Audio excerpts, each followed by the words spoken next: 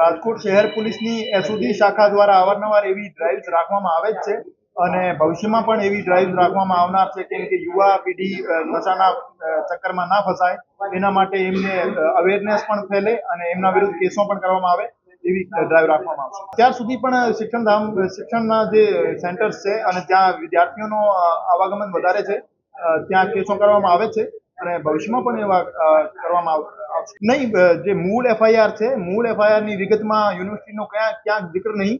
Column number 5 જે બનાવની જગ્યા છે, આ એક કોઈ બીજી એફઆઈઆર માંથી એવું માનવું છે મારું કે કોપી પેસ્ટ થઈ ગઈ હશે, તો એના લીધે આ ગેરસમજ ઊભી થઈ.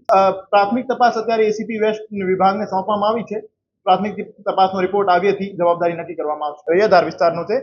પેલા કોપરેટરની ભૂલના લીધે કોપી પેસ્ટ થઈ. જૂની ભટ્ટી છે જેને નાશ કરવામાં આવેલી છે અને ત્યાં અગાઉ 8 સપ્ટેમ્બરના રોજ કેસ પણ કરવામાં આવેલો છે. તે દિવસની ભટ્ટી છે, જૂના કેસની ભટ્ટી છે અને આ પણ યુનિવર્સિટી કેમ્પસની બહાર છે.